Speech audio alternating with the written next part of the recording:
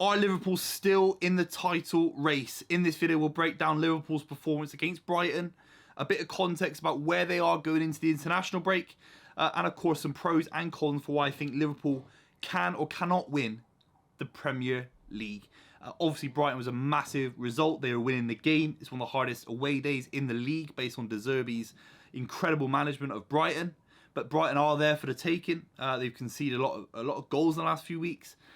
So it was a weird performance. We'll break down that game and, of course, the pros and cons for Liverpool if they can still win the Premier League. If you're new to the channel, make sure you subscribe. Would really appreciate that. Let's be completely real. My overview is Liverpool are in a really strong position. That's just the reality of the situation. Dropping points to Brighton, losing to Spurs. I almost don't want to count that because it was blatant cheating why they didn't win that game. And guess what? They're 1 point off City. They're 3 points off Tottenham and Arsenal, and they should have beaten Tottenham in the game. I think they beat Arsenal in a game 11 v 11 tomorrow, and they've obviously beaten City even last season. So mathematically, Liverpool are in the top four. I think this is the top four that will remain for the rest of the season. Spurs, Arsenal, City, Liverpool. I don't think there's going to be much change.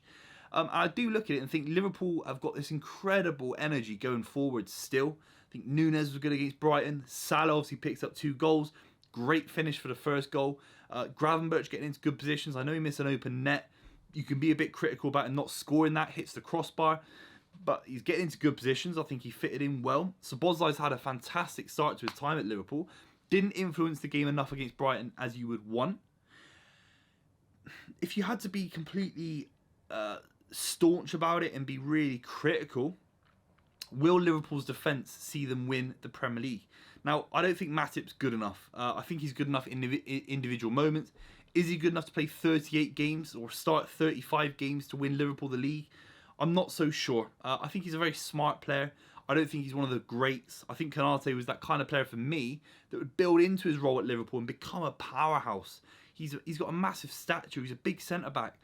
He's not being trusted by Jurgen Klopp. If you're a Liverpool fan, you have to let me know why. Is that just down to injury or is it down to Matip's technical brilliance? He's a very good ball-playing centre-back, very smart, intuitive centre-back. But the reality is that Liverpool were defensively frail. I mean, the way that ball comes across for Lewis Dunk's goal, it was route one a little bit. It was a bit simple. The way it beats the wall and goes round, it's low towards Alisson. Sometimes if a ball gets whipped high and it's a kind of looping cross and it's 50-50 who wins the header and Lewis Dunk powers it in, then it's a different narrative.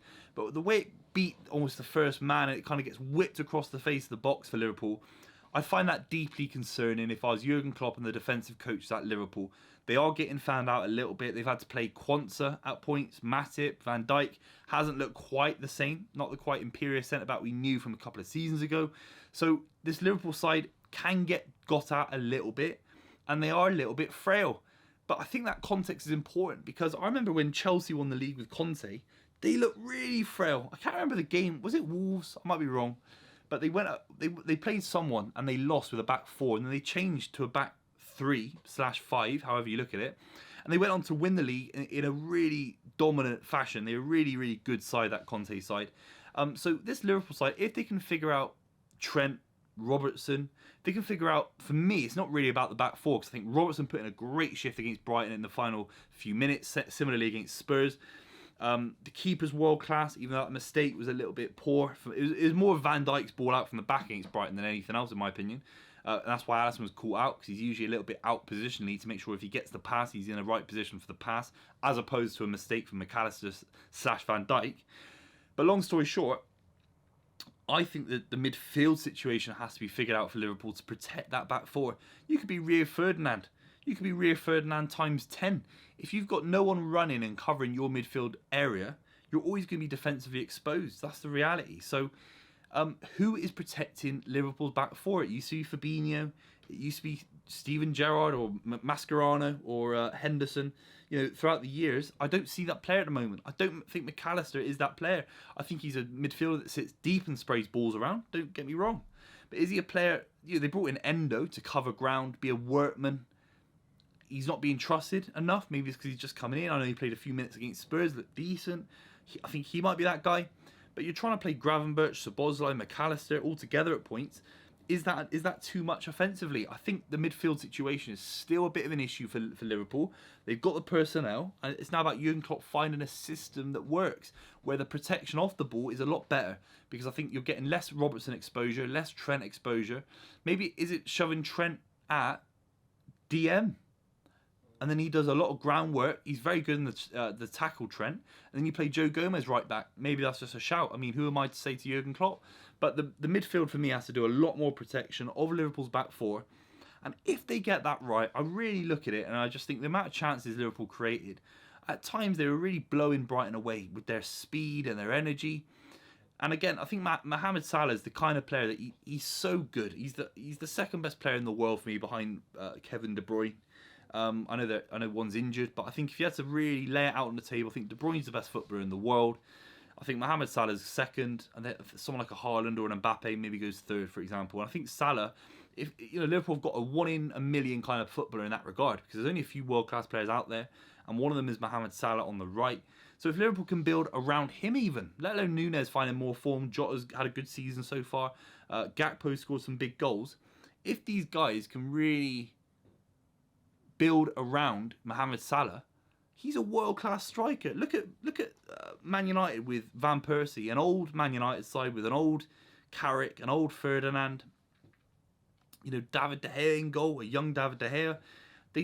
They just shored things up. At points it was 4-4-2, defensive, narrow 4-4-2 or 4-5-1, Rooney dropping, and then they just gave Van Persie license to do whatever he wanted. And I think with that, if Liverpool can just give Salah everything he needs, get the protection from Endo, Trent, Robertson defensively sort of tucked in, then suddenly Liverpool can be a real major force.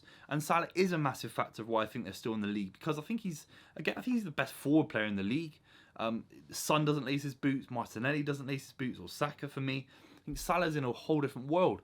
So again, it's about, can you build around him? Can you get him to influence these big games? He'll score against Brighton, but he'll score against Man City. He scores against everyone, Mohamed Salah. So they've got the world-class forward. They've got the world-class manager. He knows how to get the best out of these players. He'll know better than me about what I'm saying. And sometimes when you're doing these videos, you don't know if Ten Hag knows what his best side is. And sometimes you sit there and you think Jurgen Klopp knows exactly the issues that he's got in the squad. He's very self-aware, and he'll get the most out of them. He'll make Endo work to get his position. He'll make McAllister better. There have been a few mistakes from McAllister, and the relationship between how he receives the ball from the defender will only get better. So Liverpool, are they in a title race? Yes. I still back them over Arsenal. I think they can beat Arsenal in home and away games. I think they've got a better kind of starting 11 when everyone's fully fit, and a better manager. I think that goes a long way in a Premier League season. Let me know what you think in the comments down below. Very keen to see what you think. I'll be covering Man City a bit more tomorrow/later on Monday, so make sure you subscribe for that. We'd really appreciate what you think about City's performance against Arsenal. Arsenal's very strong performance as well, and I'll see you very soon.